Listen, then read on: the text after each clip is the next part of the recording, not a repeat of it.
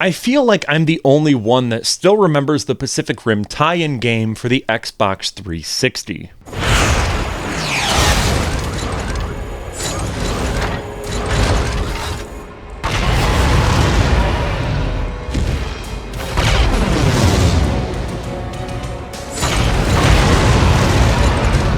To be fair, this never saw a physical release and was only available digitally on the Xbox Arcade storefront.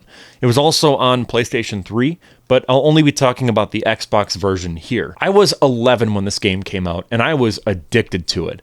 At the time, I was equally as hooked on the movie this game is based on, so it was a match made in heaven. The fact that you could create your own Jaeger was just mind-blowing to me. However, as time went on, I eventually moved on to other hyperfixations and quickly forgot about this strange tie-in to Pacific Rim. That was until a couple of weeks ago. I was shooting my latest short film. It's a found footage horror flick titled DV, and there's a scene where characters are playing Halo 3, so I dusted off my Xbox 360, and while setting up the console on the TV, the memories of playing Pacific Rim came rushing back. That was also when I had the shocking realization that this game blows. 11 years later, it does not hold up whatsoever. And I don't mean by like today's standards or anything. It was bad then, and it's really bad now. So let's get into why. Wait! Did you know that data brokers are out there selling your information to scammers, spammers, and basically anyone that wants to target you? Your full name, email, home address, health records, and even your relatives. It's all out there. That's why I've been using Aura, the sponsor of today's video. Aura shows me exactly which data brokers are selling my information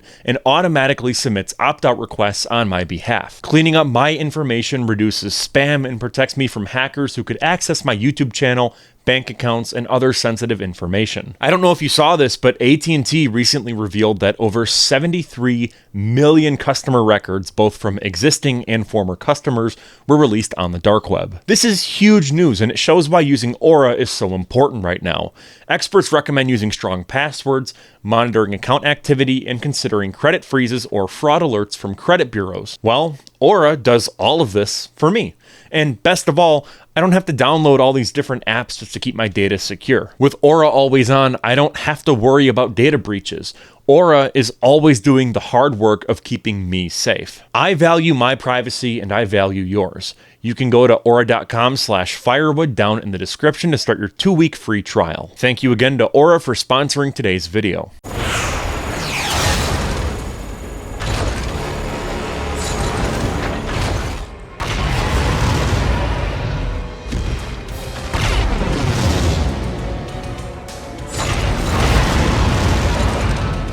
Pacific Rim was developed by a Japanese studio called Yukees. If you're familiar with the old WWE games from 2000 all the way up until 2018, then you've played a game by this studio. Leave me, Dad! I'm dancing, Dad! I'm dancing!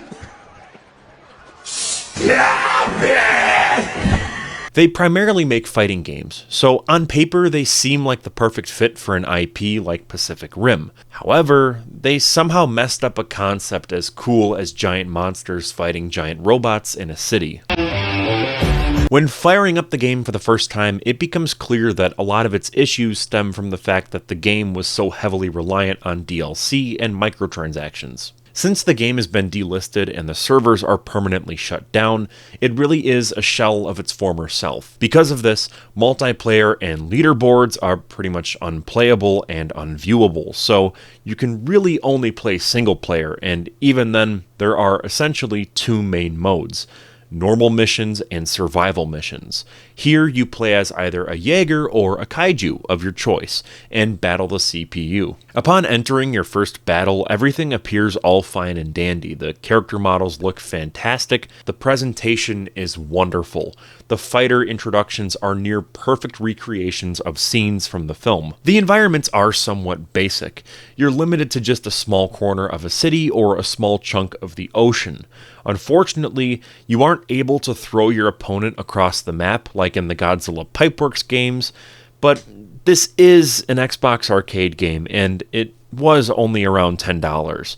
I'm not going to hold it to the standard of an, at the time, AAA game. The real problems begin once the fight actually starts. The gameplay is terrible. Your moveset is extremely limited. X has you punch with your left hand, Y has you punch with your right hand, B is a heavy attack.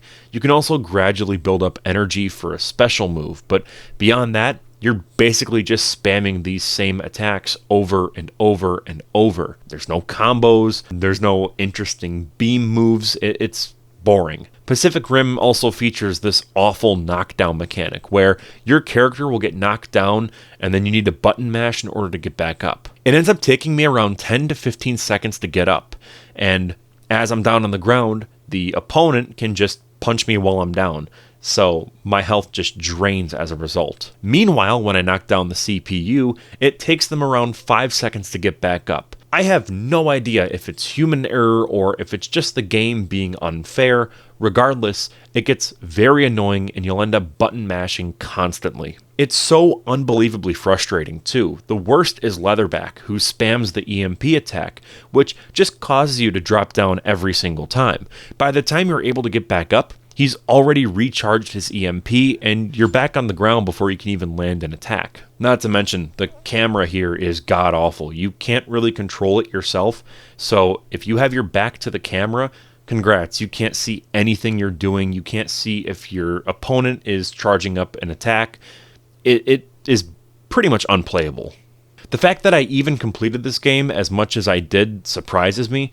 Granted, I was 11 years old and I really loved the movie, but to be honest, there is something that I really loved about the game that kind of still holds up, and that's the customizable characters. Now, it's not all that great, you're just mixing and matching parts of other Jaegers that you've already unlocked, but it's still pretty fun. The one that I had as my main was the head of Chernobyl Alpha, the body of Gypsy Danger, the legs and right arm of Crimson Typhoon, and let me tell you, this build was absolutely cracked and is the only way I even beat this game back in the day. You may have noticed though that the paint job is very boring.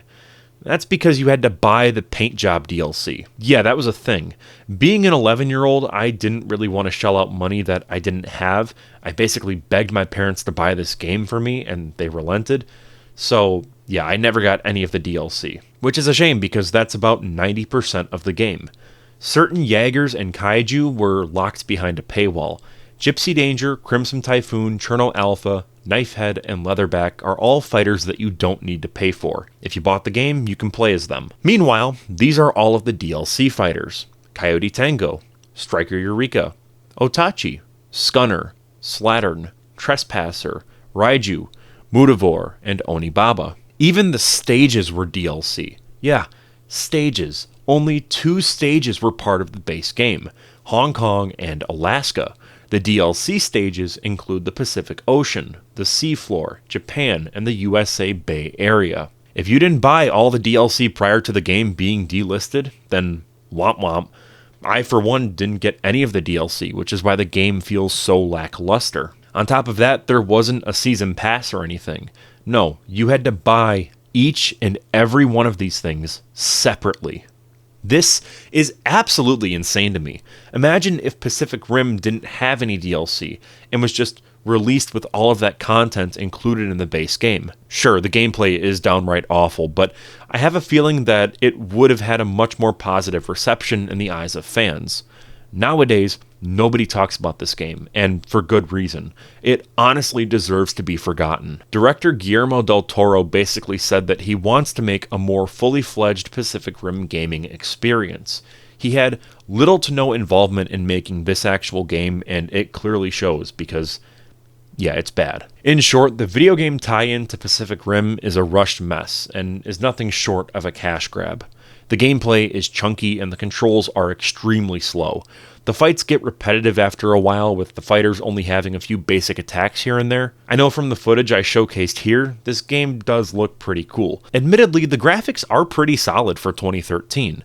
Like I said, the models are one-to-one accurate with the film, but this is just an awful game. I'm sure there's going to be some people rushing to defend this game in the comments, either because of nostalgia or whatever reason, but I think that just goes to show how starved kaiju fans are for some quality video games. And with all of that out of the way, I'm Cole McCormick. You're watching Firewood Media. Consider becoming a member to support the channel. It's kind of like Patreon, but it's right here on YouTube. For just $1.99 a month, you'll receive member shoutouts, your name featured as an executive producer in all of our film projects. There's going to be members-only videos as well as exclusive behind-the-scenes content that you won't find anywhere else. Plus, enjoy exclusive production updates and photos straight from the heart of Firewood Media. You don't have to if you don't want to. It's just an extra perk for anyone that wants to support the channel while getting some unique content as well. Either way, thank you so much for watching, and I will see you in the next one.